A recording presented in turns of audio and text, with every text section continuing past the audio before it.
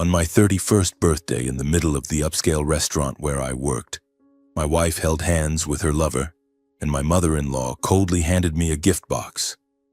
When I opened it, inside was a divorce petition. Laughter and mockery erupted around the dinner table, and my wife's younger sister live-streamed the scene for the world to witness my humiliation. But they didn't know. Just minutes later, everything would turn around, and I would be the one making them leave with their heads bowed in shame. Hello, my name is Nelson Chambers. I was born in a poor rural area of Bangor, Maine, where endless fields of barley blended with the scent of damp earth and fresh hay. That's where my childhood memories were woven, from days of simplicity filled with love and laughter. I'm not sure my story is anything special to tell, but since you're here, let me take you back to the beginning, where it all started, where I learned to dream, and where I realized that dreams sometimes come at the cost of sweat and tears. I grew up in a tiny wooden house tucked at the edge of a vast estate in Bangor. Our home had nothing but rustic walls, a tiled roof weathered by time, and a fireplace that crackled warmly on cold winter nights. My father, Joseph, and my mother, Gianna, were tenant farmers working for the estate's wealthy owner, whom I never met. Their work was grueling. From dawn until sunset, they toiled in the fields, planting seeds, pulling weeds, and harvesting crops. My father's hands were calloused, the cracks in his skin telling a story of years of labor. My mother always wore a gentle smile, though her eyes often betrayed her exhaustion. But despite our poverty, our family never lacked love. In the evenings, as the silvery moonlight streamed through the window, we gathered around a small dining table, sharing crusty bread and steaming bowls of potato soup my mother made. My father would recount tales of adventure from his youth, his voice rising and falling, his eyes sparkling as if reliving those days.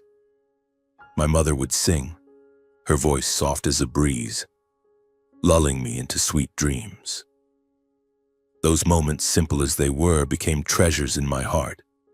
I remember summer days running barefoot through the fields, chasing yellow butterflies, or afternoons helping my parents pick potatoes, my laughter mingling with the chirping of birds in the trees. My childhood was carefree, but it was also tinged with reality early on. I knew we were poor.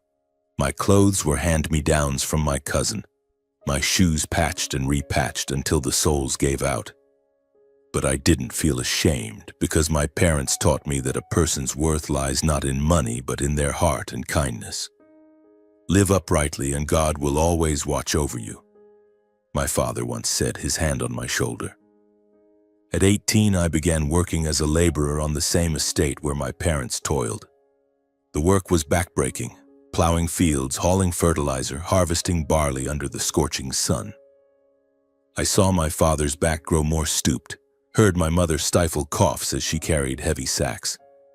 I realized that no matter how great our family's love was, poverty cast a heavy shadow over us. Each month, after paying rent and buying essentials, we had little left. Watching my parents age day by day, a sharp pain gripped my heart. I vowed to do something to change this life, not just for me, but for them. At 21, I decided to leave home. It was an autumn morning with golden leaves falling on the dirt road leading out of Bangor. My mother hugged me tightly, tears glistening on her cheeks. "Be careful, Nelson," she whispered, "and don't forget us, okay?" My father was silent, but his firm handshake said everything. I carried an old backpack, a few clothes, and a burning dream. I would go to the city, make something of myself, and one day bring my parents to live with me so they wouldn't have to toil anymore. Boston, Massachusetts was where I landed. The city, with its towering buildings and bustling crowds, was a world apart. I felt small, lost, but also exhilarated. I found a job as a waiter at Beacon Hill Prime, an upscale restaurant in the heart of the city. It was a place where wealthy, elegantly dressed people came to enjoy expensive meals and sparkling wine. I, a country boy with worn shoes and a rural accent, started out keeping my head down, trying not to spill trays or drop glasses. The job wasn't easy. I had to learn to smile even when customers snapped at me, memorize a lengthy menu, and stay calm when a difficult patron criticized me. But I didn't give up. I thought of my parents, their sacrifices for me. Every tip, even a few dollars, I carefully saved in a small box, intending to send it home. I lived frugally, humbly, and kept a spark of hope that one day I'd achieve something greater. Then I met Isabella. It was a winter evening, and I was wiping down a table in the corner of the restaurant. She walked in, wearing a cream-colored fur coat, her blonde hair gleaming under the chandelier. She was 25, 3 years older than me, and the daughter of a well-off Boston family. I don't know what about me. A clumsy waiter with a frayed shirt caught her eye. But when she called me over to ask about a dish, her eyes sparkled and her smile made my heart skip a beat. Isabella was different from the other customers. She wasn't haughty or commanding. She talked to me like we'd known each other forever. "You're not from Boston, are you?" she asked gently. I smiled, telling her about Bangor, the barley fields, and barefoot afternoons. She listened, her eyes wide, as if my story was a fascinating new world. We started talking more when she visited the restaurant, when I shyly invited her for coffee after my shift. She said she was drawn to my sincerity and simplicity. To me, Isabella was a dream, a woman I didn't dare think I deserved. After a year of dating, I proposed. I had nothing but a simple silver ring bought with my meager savings. Isabella smiled, tears in her eyes, and said, "Yes." But the joy didn't last. Her family, especially her mother, Margaret, didn't accept me. "A penniless waiter," she said to my face during a meeting, her voice icy. Her younger sister, Charlotte, mocked me relentlessly, calling me the country bumpkin at every chance. Isabella always defended me, but I knew the pressure from her family weighed on her. Our wedding took place in a small church on the outskirts of Boston. For me, it was the happiest day of my life. But the looks from her family, their disdainful glances, their whispers, made it clear I didn't belong in their world. I was an outsider, stepping into a place where I wasn't welcome. My parents stood quietly in a corner, trying to smile so I wouldn't worry. But I knew they felt the coldness too. On our wedding night, when it was just the two of us, Isabella held my hand and whispered, "Don't mind my mom, Nelson. As long as we love each other, everything will be okay." I nodded, holding her close, but a vague unease began to creep into my heart. I knew the road ahead wouldn't be easy. I believed that with love I could overcome anything. I was wrong. The early days of our marriage felt like a sweet dream. Isabella and I moved into a small apartment in the suburbs of Boston, where morning sunlight filtered through the windows, illuminating the little potted plants she lovingly tended. The apartment wasn't luxurious, but to me it was an entire world. I still remember the evenings we spent on the sofa, sharing a blanket, laughing over trivial things. Isabella would talk about her dreams, traveling together, owning a bigger house, and most importantly, having children whose laughter would fill our home. "Who do you want our kids to take after?" she'd ask, her eyes sparkling. I'd grin and say, "You, so they'll have a smile that melts the world." She'd playfully nudge my shoulder, blushing, and we'd sink into those simple, joyful moments. In those early years, Isabella always defended me against her family. Her mother, Margaret, never hid her contempt for me. During our visits, she'd throw cutting remarks like, "Nelson, have you found a better job yet? Or are you still waiting tables for life?" Charlotte, Isabella's younger sister, was worse. She openly called me the country bumpkin in front of everyone, laughing as if my existence was a joke. But Isabella would hold my hand under the table, squeezing it gently as if to say she was there for me. "Don't mind them, Nelson," she'd whisper when we got home. "They don't understand you, but I believe in you." Those words were like a soothing balm, helping me stand tall against their cold stares and mockery. We desperately wanted children. It was a shared dream. I imagined holding a baby with Isabella's eyes and my smile. But month after month, year after year, that dream remained just a hope. We visited doctors, tried everything, but nothing worked. I noticed Isabella growing quieter after each failed pregnancy test. She stopped talking about kids, and the spark in her eyes dimmed. I tried to comfort her, but deep down I sensed an invisible distance forming between us. By the 5th year of our marriage, things began to change. Isabella was no longer the laughing, affectionate woman who held my hand during quiet evenings. She became cold, distant. Our conversations grew shorter, often reduced to perfunctory questions about work or dinner. She started going out frequently, claiming she was meeting friends or had work at her company. I wasn't the jealous type, but I began to notice gaps in how she treated me. She no longer asked about my job or cared about the stories I shared. Once I tried hugging her from behind as I used to when we were newlyweds, but she gently pried my hands off, saying, "I'm tired, Nelson. Maybe tomorrow." Her words were soft, but they cut into my heart like a knife. Her family, meanwhile, became increasingly suffocating. Family gatherings turned into nightmares. Margaret's tone was always dripping with disdain. "Don't you feel ashamed making my daughter live in that shabby apartment?" she'd say, her voice sharp as a blade. Charlotte was worse, always finding ways to jab at me. "Hey, brother-in-law, ever thought about learning something new? Or are you planning to be a waiter forever?" I'd lower my head, force a smile, and try to stay calm. The most painful part was that Isabella stopped defending me. She'd sit there silent, sometimes avoiding my gaze. I felt like an outsider, trapped in a world where I didn't belong. I tried to hold our marriage together, clinging to what was left of the love I thought would last forever. I told myself that if I was patient, if I tried harder, Isabella would return to the woman she once was. But each passing day, I felt like I was holding on to a shadow. I lived in a state of restraint, torn between wanting to save our marriage and wanting to become a better version of myself, not just for Isabella, but for my parents in Bangor who were still toiling in the fields. My greatest solace was my job at Beacon Hill Prime. There I wasn't the country bumpkin or the waiter that my wife's family mocked. I was Nelson, the one who arrived early, worked diligently, and never refused to help a colleague. My boss, Henry, was a stern but fair man.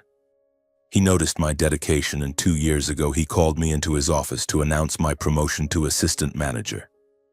"You've got potential, Nelson," he said, his eyes full of trust. "You don't just do well, you make everyone here feel respected." Those words meant more to me than any gift.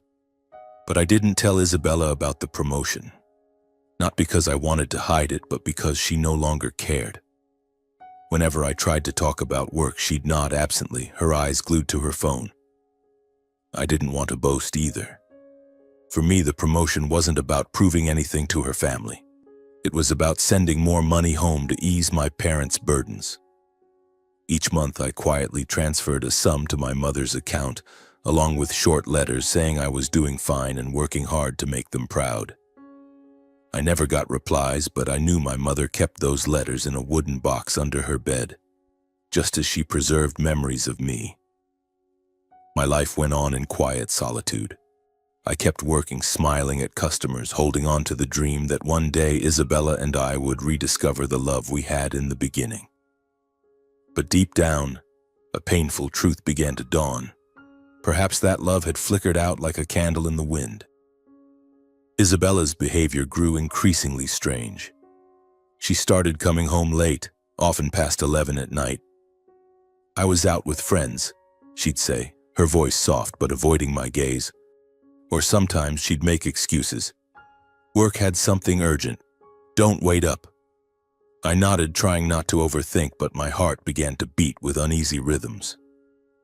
I told myself she was just busy, that 5 years of marriage might have worn us both down. But those self-soothing words couldn't ease the growing emptiness in my chest. Then I noticed other changes. Isabella began paying more attention to her appearance, but not at home. She bought new perfumes, rich and seductive scents I only caught when she was leaving the house. Expensive evening dresses appeared in her wardrobe, glittering with sequins and hugging her figure, but she never wore them in front of me. "Just for company events, you have to dress up for these things," she said when I asked. But her eyes darted away, and I felt an invisible wall rising between us. One time, while clearing the dining table, I saw her sitting on the corner of the sofa, phone in hand, a smile on her lips I hadn't seen in ages. She typed quickly, chuckling softly as if sharing a sweet secret with someone. When I approached, she hurriedly locked her screen, tucked the phone into her pocket, and stood up, flustered. "Just a message from a friend. We joke around like that," she said, but her voice trembled slightly as if hiding something. I didn't press, but my heart grew heavy. That smile, once meant for me, now belonged to someone I didn't know. Then one day, while cleaning out the wardrobe, I found a receipt that slipped from her coat pocket. It was from an upscale bar in downtown Boston where cocktails cost as much as my weekly paycheck. I held the flimsy paper, reading it over and over, searching for a logical explanation. We'd never been there together. She'd never mentioned that bar. A chill ran down my spine as if I'd brushed against a truth I wasn't ready to face.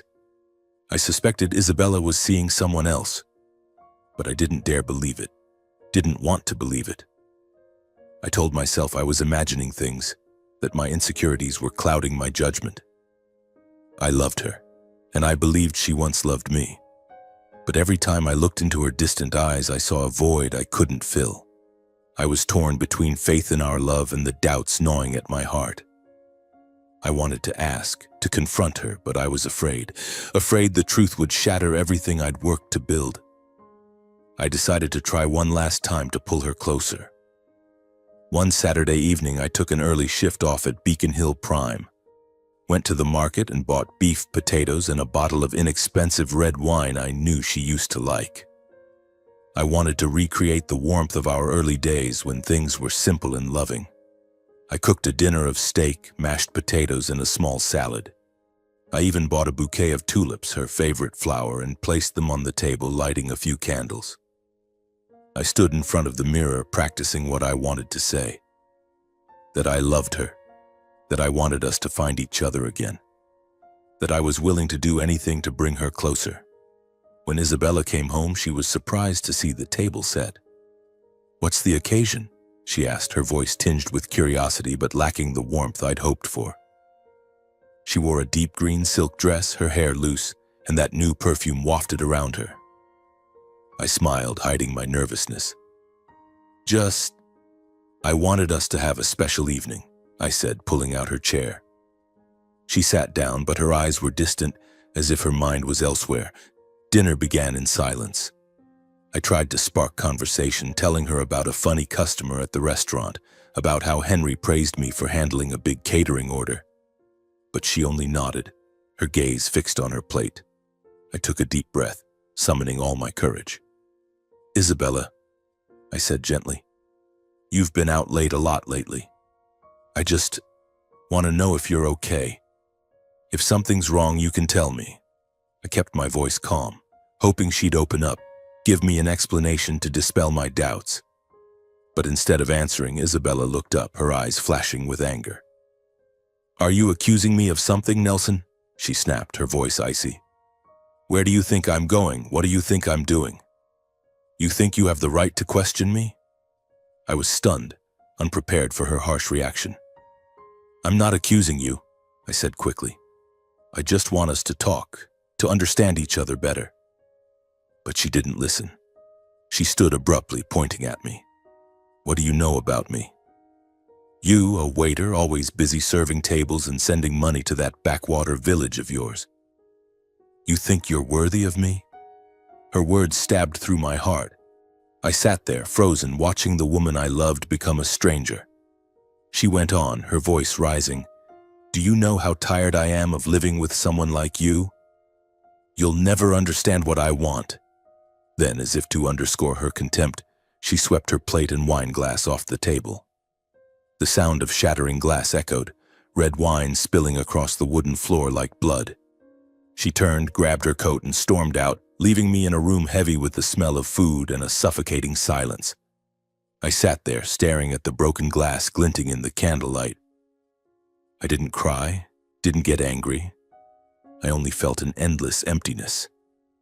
I stood quietly, knelt to pick up the shards of plate and scraps of food as if trying to gather the fragments of our marriage.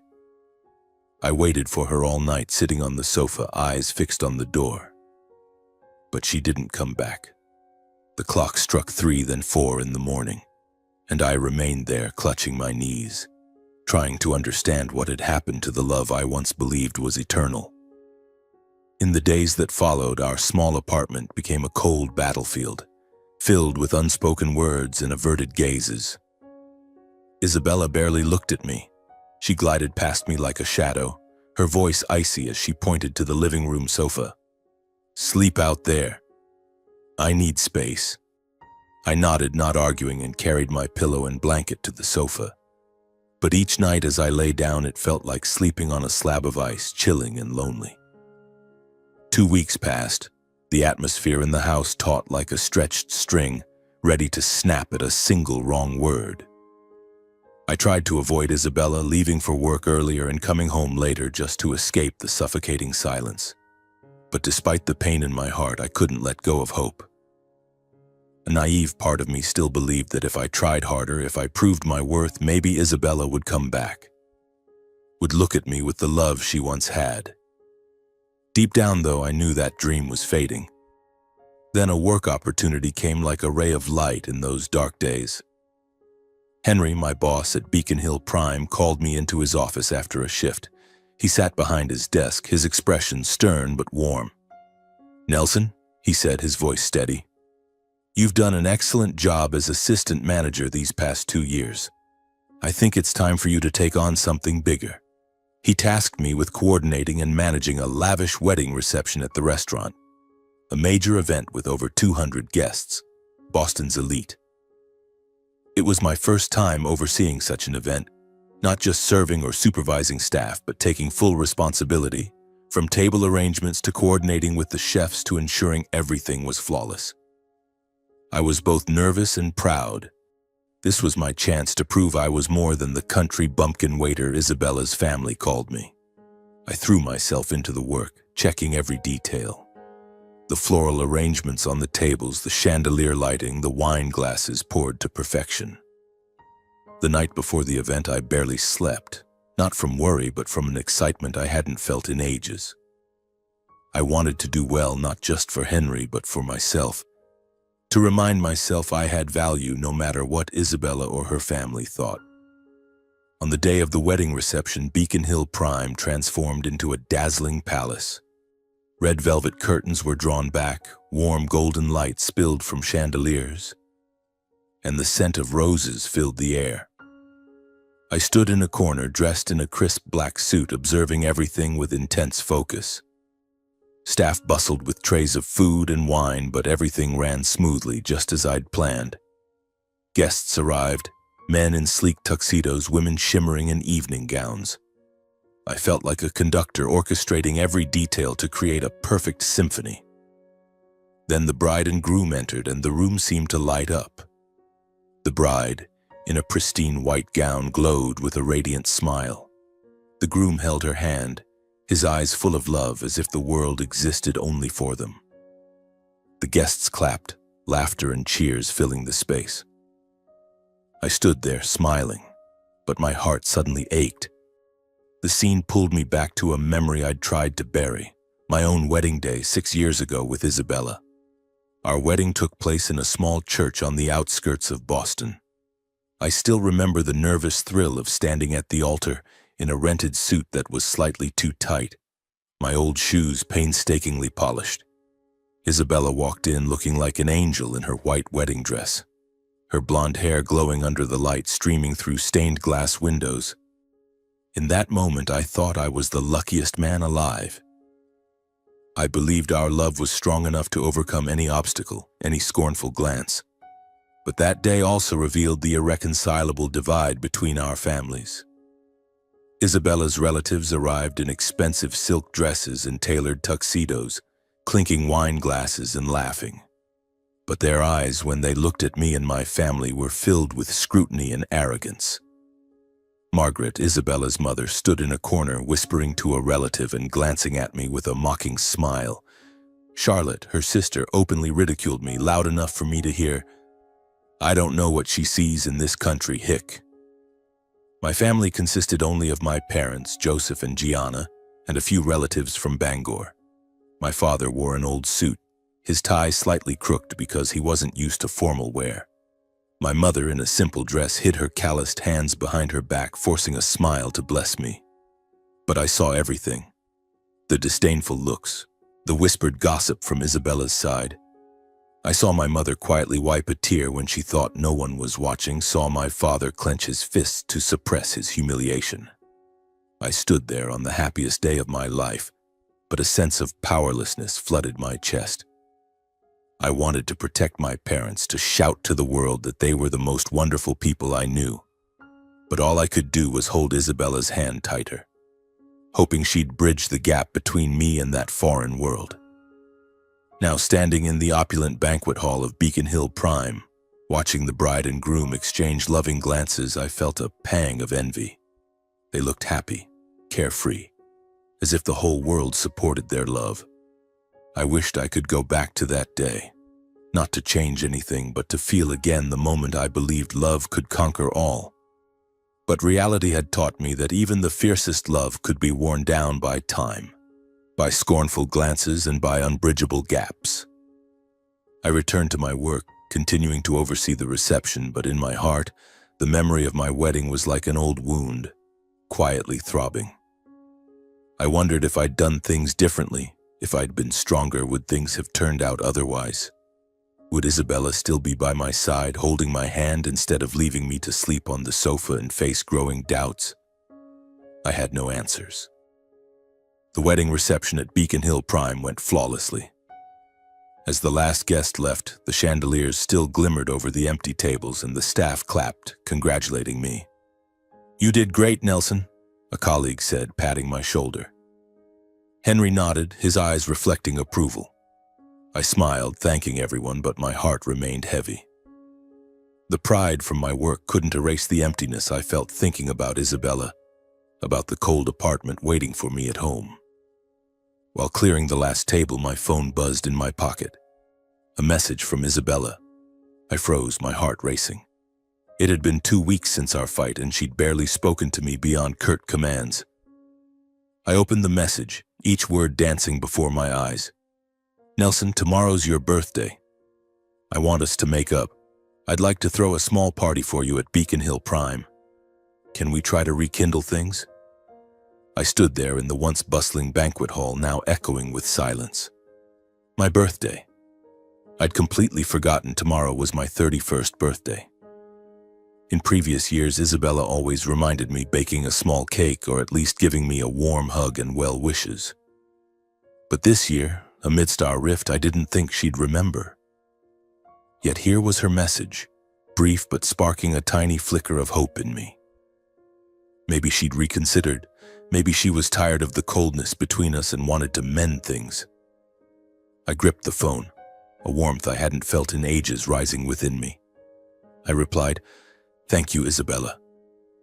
I'm really looking forward to tomorrow." On the drive home, I couldn't stop smiling. The Boston night air was chilly, but my heart felt lighter. I imagined the birthday party, maybe just a simple dinner with her and a few close friends. But as long as she was there, looking at me the way she used to, that would be enough. I started thinking about apologizing, though I wasn't sure what I'd done wrong. Maybe I'd say I was ready to change, to do anything to save our marriage. In that moment, I let myself believe there was still a chance. But when I pushed open the apartment door, I was met with darkness and silence. Isabella wasn't home. The candles from that fateful dinner 2 weeks ago had long burned out, and the room still carried the chill of our estrangement. I called her name, but no one answered. I texted, "Where are you? I just got home." After a while, my phone buzzed with a brief reply, "I'm preparing a surprise gift for you tomorrow. Don't worry, good night." A surprise gift. The word surprise made my heart race, but not entirely with joy. Something in her tone, even through text, stirred a faint unease in me. But I brushed it aside. I was tired of doubting, tired of weaving painful scenarios in my mind. I chose to believe in something good, to trust that Isabella truly wanted to do something to bring us closer. I lay down on the sofa, still my bed these past nights, and closed my eyes with a hint of excitement. I pictured a warm birthday party where Isabella would hold my hand, where we'd laugh like we used to. I didn't know that in just a few hours that surprise would become the greatest nightmare of my life. That night I dreamed of Bangor, of golden barley fields shimmering under the summer sun. I saw my mother, Gianna, standing there, her smile gentle as sunlight. "You're stronger than you think, son," she said, then vanished as I reached out to touch her. I woke as dawn crept through the curtains, my heart still racing from the dream. Today was my birthday, and though my heart was heavy, I felt a spark of hope. I dressed carefully in a crisp suit, heading to Beacon Hill Prime for work as usual, but inside I was eager for the evening. I didn't know what she had planned, but I wanted to look my best, the way I always tried not to disappoint her. On the way to the restaurant, I watched Boston's bustling crowds, couples holding hands, carefree smiles. I told myself that if today went well, if Isabella and I could recapture even a sliver of our old love, I'd have the strength to keep going. But deep down, a small voice warned me that things might not be as simple as I hoped. On the afternoon of my 31st birthday, I had just finished my shift and was checking the reservation list when I heard murmurs from the main entrance. I looked up and saw a striking group walk in. Isabella, her mother Margaret, her sister Charlotte, and a man I'd never seen before. Isabella wore a vibrant red silk dress, her blonde hair cascading down, her smile radiant like a stage spotlight. Margaret, as always, exuded haughty elegance with her sparkling pearl jewelry. Charlotte, with her familiar smirk, brushed past me as if I were an invisible server. The stranger, tall and dressed in an expensive gray suit, walked beside Isabella with a confidence that made me instinctively clench my fists. They chose the most luxurious table, right in the center of the banquet hall where the lights shone brightest. I watched from a distance as they ordered, the priciest items on the menu, from butter-grilled lobster to Bordeaux wine. Margaret barked orders at the staff as if she owned the place, while Charlotte critiqued everything with her usual mockery. "Isabella?" She laughed and chatted animatedly with the stranger, her eyes sparkling with an intimacy I hadn't seen in ages. My chest tightened as if someone were squeezing my heart. I took a deep breath, adjusted my professional smile, and approached their table. "Hello, everyone," I said, striving to keep my voice steady. "Thank you for coming. Today, it's a special day." I hoped Isabella would look at me, smile, say something to ease the growing unease inside me, but no one responded. Isabella glanced at me briefly, her eyes cold, then turned to whisper something to the man beside her. Margaret raised an eyebrow as if my presence were an affront. Charlotte snickered, muttering, "Special, huh, brother-in-law?"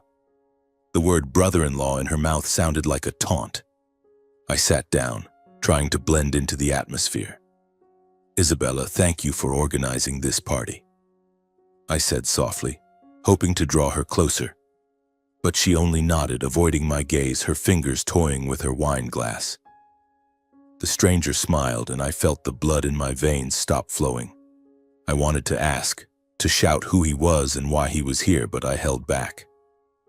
I still wanted to believe this was my birthday party, that Isabella truly meant to reconcile, as she'd promised.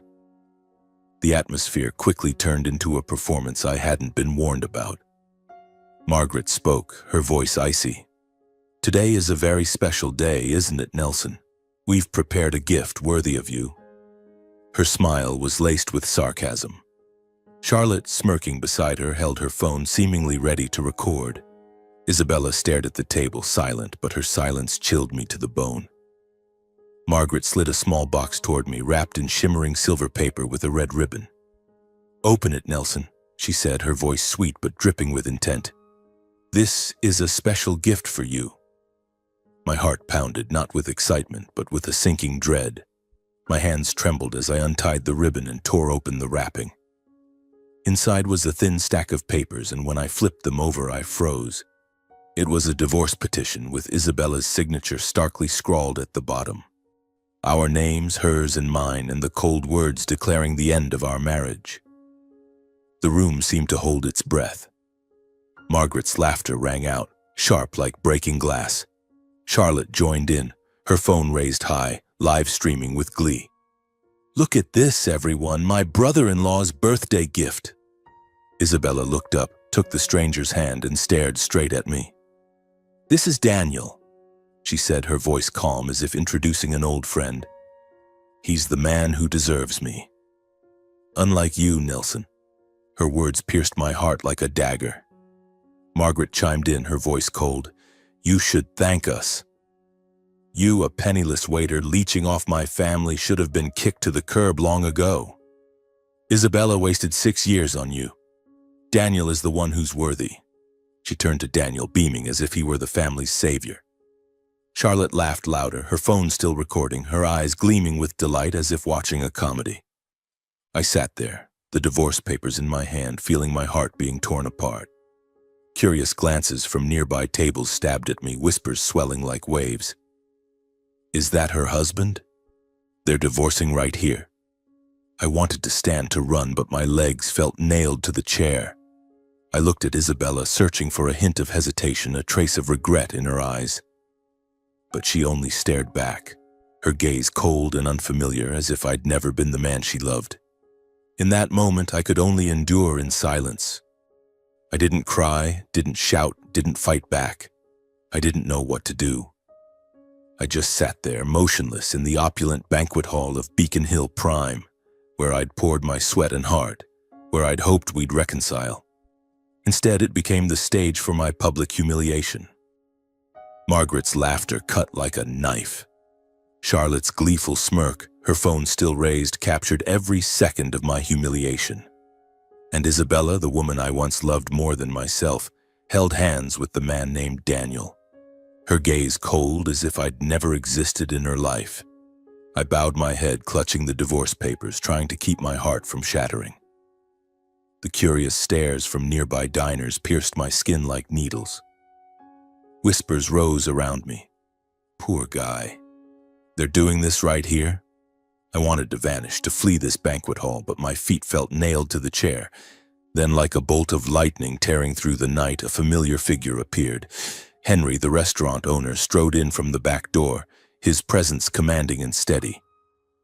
The room fell silent, as if his arrival absorbed all sound. He walked straight to our table, standing beside me, his shoulders square, his gaze sweeping over Isabella's family with an undeniable authority. I looked up, my heart pounding, unsure of what was happening. Henry never meddled in employees' personal affairs, so why was he here now? He placed a hand on my shoulder, a gesture both strong and warm, as if lending me his strength. Then, before the entire room of diners, he spoke, his voice resonant and clear.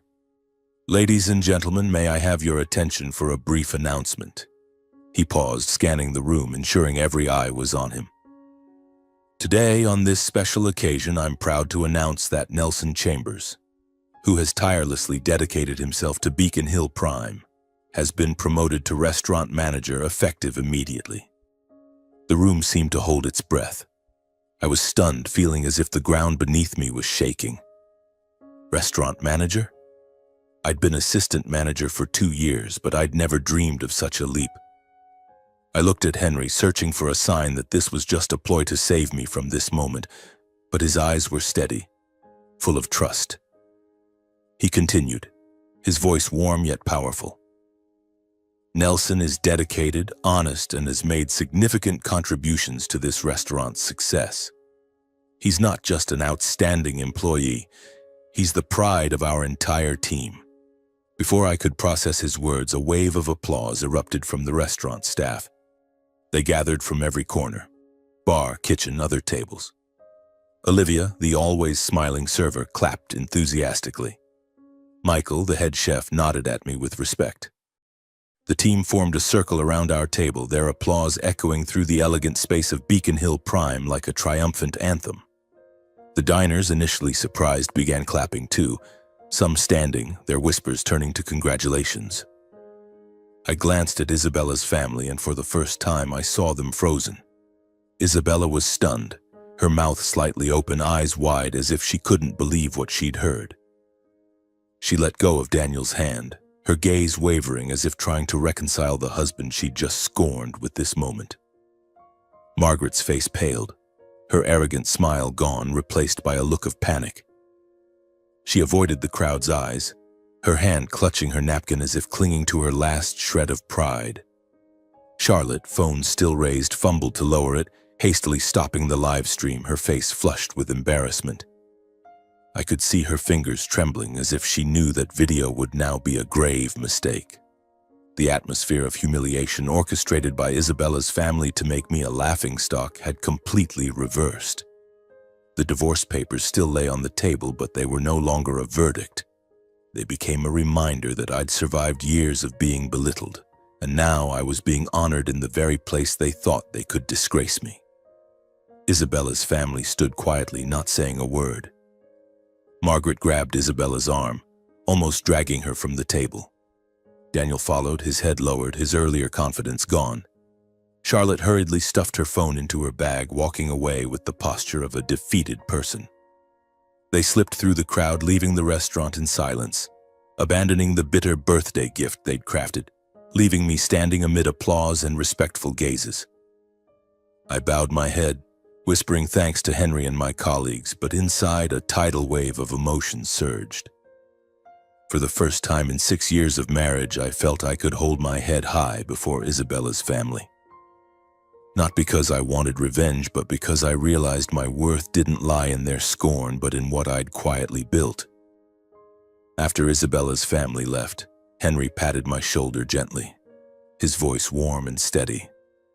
"Nelson, come to my office for a moment." I nodded, following him, my heart heavy. I held on to the divorce papers not because I wanted to keep them, but because I didn't know what else to do with them. They felt like a heavy weight in my hand, a reminder of the collapse of the dream I'd once clung to so tightly. Henry's office was at the end of the hallway, a small but cozy room with wooden bookshelves and a desk covered in a deep green cloth. He sat down, gesturing for me to take the seat across from him. The light from the desk lamp illuminated his face, highlighting the lines of a man who had seen many years. I lowered my head, unsure where to begin. I thought he'd called me in to offer comfort, to say something to help me through the humiliating moment. Hesitantly, my voice soft, I said, "Thank you, Mr. Henry. I know you announced the promotion, probably just to help me save face in front of them. I'm truly grateful." Henry looked at me, his gaze sharp but not harsh. Then he smiled, a gentle but resolute smile, as if he'd been waiting for me to say that. "Nelson," he said slowly, "do you think I'm the kind of man who lies to make others feel better?" I froze, unsure how to respond. He continued, his voice carrying a strength that demanded my attention. "The decision to appoint you as restaurant manager wasn't a performance. It's been in the works for a long time.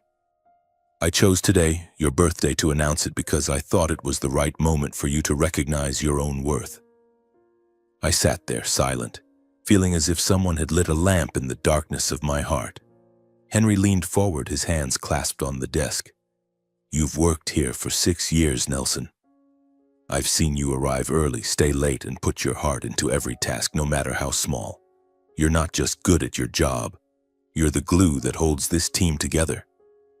Do you think I don't notice how you help new staff, how you handle difficult customers without a single complaint? You deserve this position, not because I wanted to save you from an awkward situation, but because your talent, dedication, and integrity have proven it." His words were like hammer strikes, breaking down the wall of self-doubt I'd built around myself. For 6 years, I'd lived in the shadow of Isabella's family, always feeling inadequate, unworthy. But now, this man I respected more than anyone was telling me I had value, that I wasn't the penniless waiter Margaret had called me. I bowed my head, trying to hide the tears welling in my eyes. I don't know what to say, sir," I whispered. "I just thank you for believing in me." Henry shook his head, his expression softening but still firm. "Nelson, you don't need to thank me. But you do need to do something for yourself."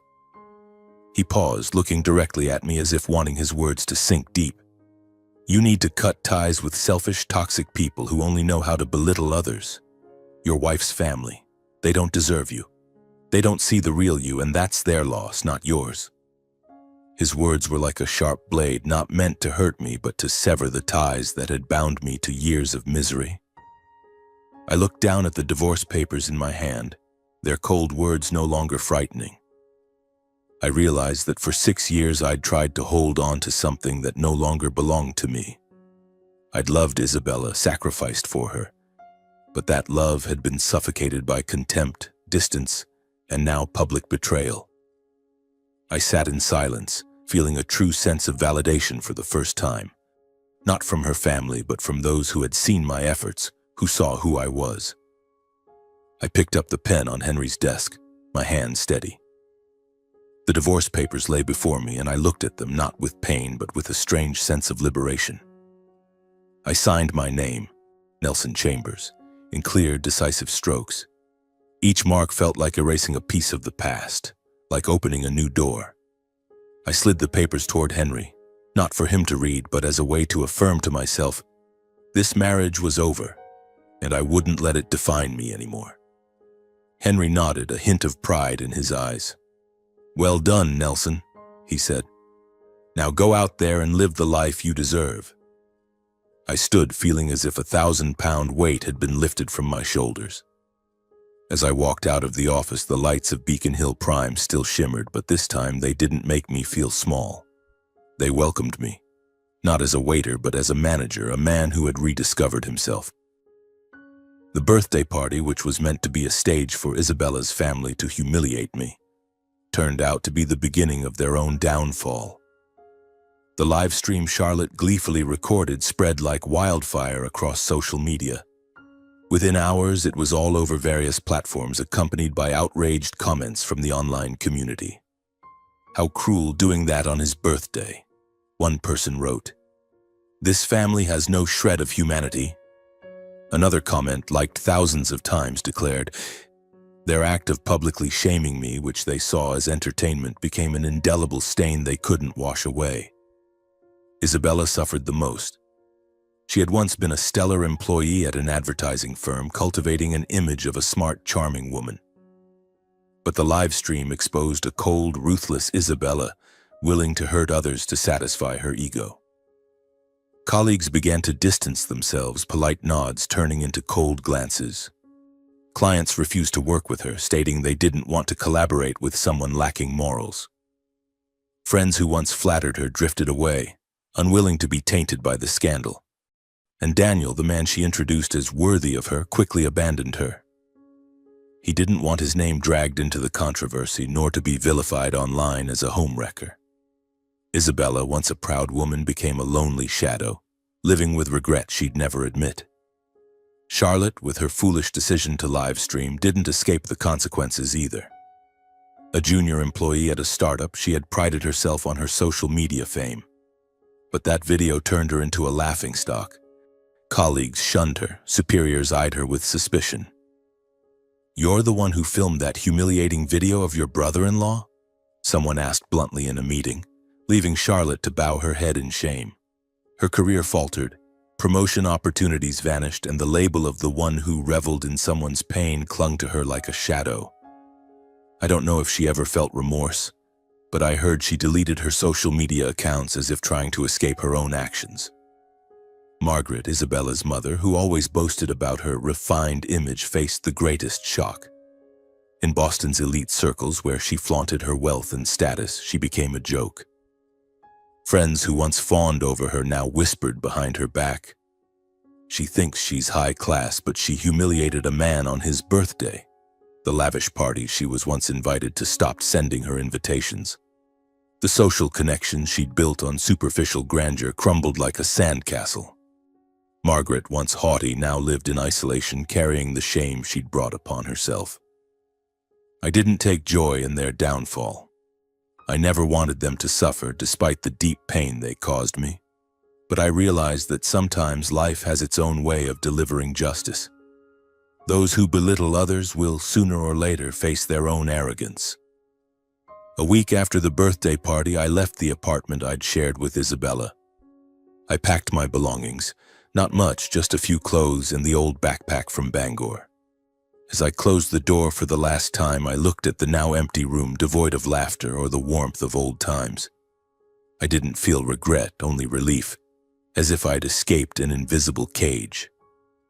I moved into a small apartment in the Boston suburbs, modest but tidy, with a window overlooking a little park. I arranged it myself, a simple bed, a small dining table, and a bookshelf with a few old books my mother used to read to me. This apartment was mine, free of anyone else's shadow, and for the first time in years, I felt I truly had a place to call home. Work at Beacon Hill Prime became the bright spot in my new life. As restaurant manager, I dove into my role with renewed energy. I organized major events from weddings to corporate galas, ensuring every detail was perfect. I learned to manage staff, listen to their input, and create an environment where everyone felt respected. Colleagues looked at me differently. No longer Nelson the waiter, but Nelson the leader. Olivia, the server, teased, "If you keep being this serious, we'll have to call you Big Boss." I laughed, but inside I knew this recognition was what I'd been seeking for so long. Despite my busy schedule, I never forgot my parents in Bangor. Each month I sent money home along with short letters about my job and new life. "I'm doing okay, Mom," I wrote. "I'm trying to make you and Dad proud." I didn't mention the pain or Isabella, not wanting them to worry, but during our phone calls, my mother's voice was always warm, as if she sensed I was rediscovering myself. "Son, as long as you're happy, we're content," she said, her light laugh like a breeze over the barley fields. In those busy days, I began spending time with Willow, Henry's daughter. She was a smart, refined woman with neatly tied brown hair and a gentle smile. Willow often visited the restaurant to help her father with administrative tasks, from checking books to planning events. At first, our conversations were about work, scheduling banquets, handling difficult guests. But gradually, they stretched longer. She asked about Bangor, my childhood in the fields, and I shared unashamed about picking potatoes or nights listening to my mother's lullabies. She listened without judgment, smiling and saying, "Sounds like a childhood worth dreaming of." I realized there was a connection with Willow I'd never felt with Isabella. She respected me, not for my position or money, but for who I was. Once, while checking the wine inventory after hours, she said, "You know, Nelson, you have a way of making people feel at ease. Not everyone can do that." Her simple, sincere words warmed my heart, like a small flame rekindled within me. Our relationship began to blossom slowly but meaningfully. We didn't rush or make grand declarations. It was just coffee after work, conversations about dreams and fears. With Willow, I didn't need to prove myself. She saw me as a friend, a colleague, and gradually someone she valued. I began to feel a kind of love I'd lost long ago, genuine, unconditional, without pressure. I understood that life had given me a second chance, not for revenge or to prove anything, but to live true to my values. Each night, returning to my small apartment, I looked out at the park through the window, feeling a peace I hadn't known in 6 years of marriage. A year has passed since that fateful birthday party, and my life has truly transformed. From a husband scorned and called a penniless waiter, I am now the manager of Beacon Hill Prime, a respected name in Boston's restaurant scene. Work is no longer just a job, it's become a passion. I organize grand events from lavish weddings to corporate galas, pouring my heart into every detail. Clients know me as meticulous, colleagues see me as a reliable leader, and Henry, who gave me this opportunity, often jokes, "Nelson, if you keep this up, I'll have to retire and let you run the whole place." I laugh, but inside I know this recognition is the greatest reward for my years of perseverance. Despite my new position, I've kept the humility my parents instilled in me. I don't boast or feel the need to prove myself to anyone. Each day I arrive early at the restaurant, check every table setup, chat with the staff, and ensure everything is perfect. But when I return to my apartment, I find joy in simple things. An old book, a hot cup of coffee, or a letter from my mother recounting the quiet days in Bangor. My parents, Joseph and Gianna, are now retired, living slowly in the wooden house where I grew up. Each month I send them money to ease their lives, and I've renovated their home. New roof tiles, a garden filled with roses my mother loves, and a small corner for my father to grow vegetables and read the morning paper. Though they're older, their voices over the phone brim with pride. "You've done it, Nelson," my mother says, her voice trembling. "We're so proud of you." Those words are my greatest motivation, reminding me that my efforts aren't just for me, but for those who sacrifice their lives for me. In this new chapter, Willow has become an indispensable part. Henry's daughter is no longer just a colleague, but someone I deeply love. Our relationship began with simple conversations, checking wine inventory, laughing about quirky customers. But gradually I realized Willow isn't just intelligent and refined. She has a warm heart that values the real me. She never pries about my painful past, but when I share, she listens with empathetic eyes. "You're stronger than you think, Nelson," she once said, and I knew she meant it. One autumn evening, as the sunset bathed the park outside my apartment in gold, Willow and I sat on a wooden bench holding cups of hot cocoa. She shared her dream of opening a small cafe where people could find peace. I told her about Bangor, the barley fields, and the dreams I held as a boy.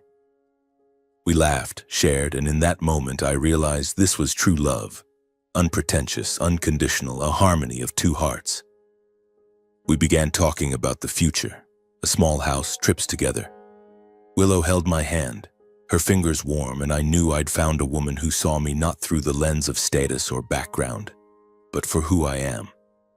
Meanwhile, I heard bits about Isabella's family, though I didn't seek them out. After the infamous live stream, they fell into ruin. Isabella, once proud and confident, now lived in isolation. She lost her job, her friends, and Daniel, the man she called worthy, abandoned her as soon as the scandal erupted. The admiring glances she once received turned to whispers of disdain.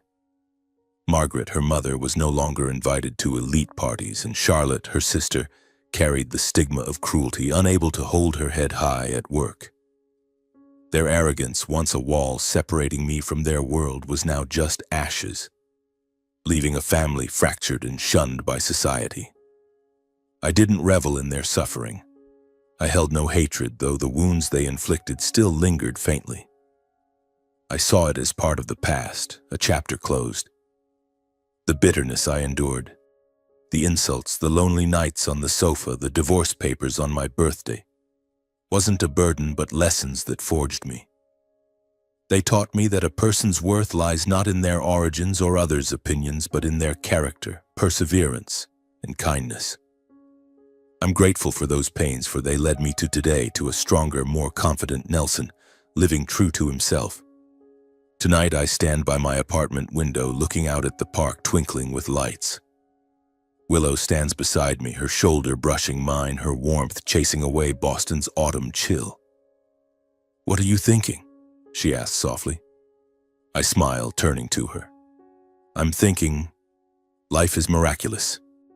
It takes something away but gives you something even more precious." She smiles, squeezing my hand tighter, and I know this is where I belong. If anyone asks, my life's message would be this: never underestimate someone because of their humble beginnings. A person's true value lies in their heart, their perseverance, and the kindness they give. Those who are arrogant, who trample others to lift themselves, will eventually destroy themselves. But those who endure, no matter how beaten down, will always find light at the end of the path. I smile, looking ahead beside a woman who deserves me, my heart full of faith in a brighter future. The barley fields of Bangor, my parents' proud gazes, and Willow's smile. They blend together, reminding me that I've walked through darkness and am now stepping into the light.